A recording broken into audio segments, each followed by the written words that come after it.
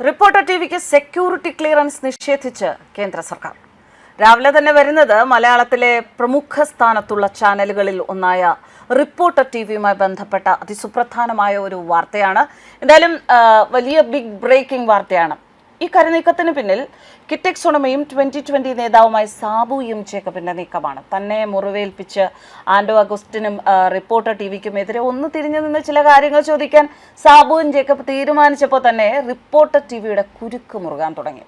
മുമ്പ് കോൺഗ്രസ് നേതാക്കളെ സുരേഷ് ഗോപിയെ, രാജീവ് ചന്ദ്രശേഖരെ ഒക്കെ ചില കാര്യങ്ങളിൽ റിപ്പോർട്ടർ ടിവി ചില പ്രശ്നങ്ങൾ ഉണ്ടാക്കിയിരുന്നു. ശോഭ സുരേന്ദ്രന്റെ സ്ത്രീത്വത്തെ അപമാനിച്ചെന്ന് പരസ്യമായി അവർ റിപ്പോർട്ടർ ടിവിക്ക് എതിരെ ആരോപിച്ചിരുന്നു. എന്നാൽ അന്നൊന്നും റിപ്പോർട്ടർ ടിവിക്ക് വിഷമമൊന്നും ഉണ്ടായില്ല. ഇപ്പോൾ സാബു ജേക്കബിനെ ഒന്ന് ചൊറിഞ്ഞപ്പോൾ അദ്ദേഹം തിരിഞ്ഞു നിന്നു, ചിലത് തിരിച്ചും ചോദിച്ചു.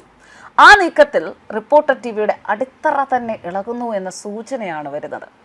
ഹൈക്കോടതിയിലെ കേസിന്റെ ചുരുക്കരൂപം ഇങ്ങനെ: മലയാളം വാർത്താ ചാനലായ റിപ്പോർട്ടർ ടിവിയുടെ പ്രവർത്തനത്തിൽ കേന്ദ്ര സർക്കാരിന്റെ പ്രക്ഷേപണ മാർഗനിർദ്ദേശങ്ങൾ ലംഘിച്ചുവെന്നാരോപിച്ച് സമർപ്പിച്ച ഹർജിയിൽ സമയബന്ധിതമായി തീരുമാനമെടുക്കാൻ കേരള ഹൈക്കോടതി കേന്ദ്ര സർക്കാരിനോട് നിർദ്ദേശിച്ചു. വളരെ സുപ്രധാനമായ വിധിയാണിത്. ജസ്റ്റിസ് ബെച്ചു കുര്യൻ തോമസാണ് അതിസുപ്രധാനമായ വിധി പ്രസ്താവിച്ചത്. രാഷ്ട്രീയ പാർട്ടിയായ 2020യുടെ പ്രസിഡന്റായ ഹർജിക്കാരൻ 2026 ഫെബ്രുവരി 2 സമർപ്പിച്ച ഒരു ഹർജിയിലാണ് വിധി വന്നിരിക്കുന്നത്.